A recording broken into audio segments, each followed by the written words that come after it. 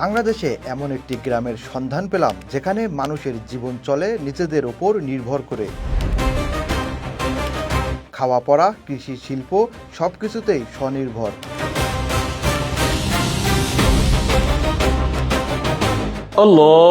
যেখানে আজানের ধ্বনি কানে যেতেই নারী পুরুষ ছুটে যান মসজিদে। যেখানে দোকান খুলে রেখে নিশ্চিতে বাড়ি ফেরা যায়, চুরির ভয় নেই। অবশেষে বেরিয়ে পড়লাম সেই গ্রামের উদ্দেশ্যে। পুরো গ্রাম ঘুরে দেখাবো কি এমন বিশেষত্ব আছে এই গ্রামে।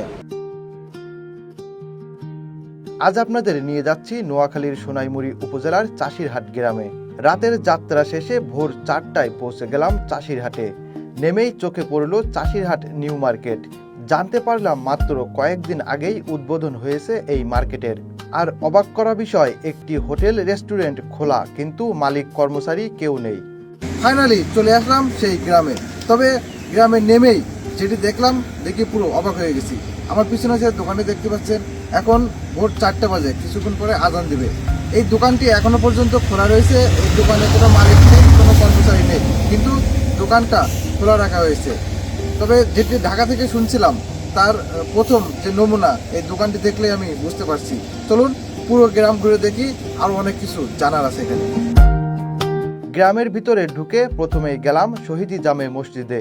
ঠিক তখনই মুয়াজ্জিন আসলেন, শুরু হলো সুমধুর ফজরের আজান। আল্লাহু আকবার, আল্লাহু আকবার। কিছুক্ষণের মধ্যেই মুসল্লিরা আসতে শুরু করলেন, কিন্তু এখানে একটা ব্যতিক্রমী দৃশ্য। পুরুষদের পাশাপাশি নারীরাও মসজিদে এসে জামাতে নামাজ আদায় করছেন। আমরাও ফজরের নামাজ আদায় করে নিলাম। নামাজ শেষে শুরু করলাম গ্রামের ভেতরের যাত্রা। সবুজ শ্যামল প্রকৃতির মাঝে সূর্যের উকি, ধান ক্ষেতের বুক চিরে এগিয়ে চলছি সামনে। দূরে চোখে পড়ছে কিছু উঁচু বিল্ডিং। প্রত্যন্ত গ্রামে এমন দৃশ্য সত্যিই অবাক করার মতো। শুনেছিলাম এই গ্রাম কৃষিতে স্বনির্ভর, তাই আগে ঘুরে দেখলাম সেই অংশ। প্রথমেই চোখে পড়ল হাঁসের খামার, কয়েকটি বড় বড় মাছের খামার, তারপর সবজির বাগান, এরপর বিশাল গরুর খামার।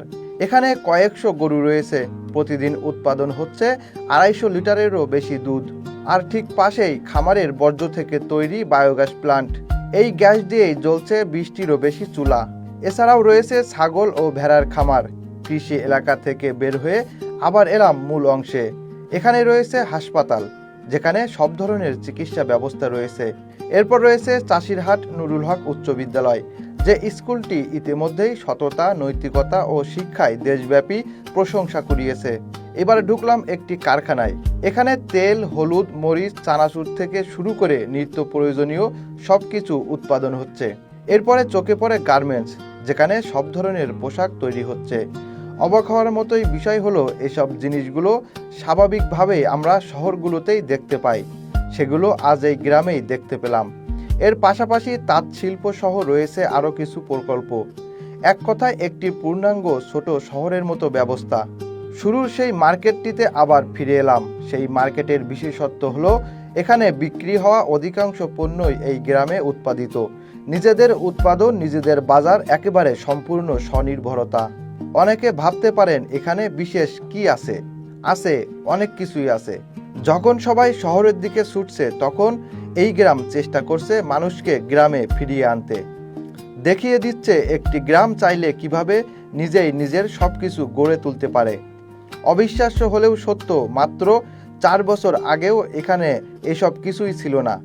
একজন মানুষের উদ্যোগে আজ পুরো গ্রামটি হয়ে উঠছে বাংলাদেশের জন্য একটি রোল মডেল।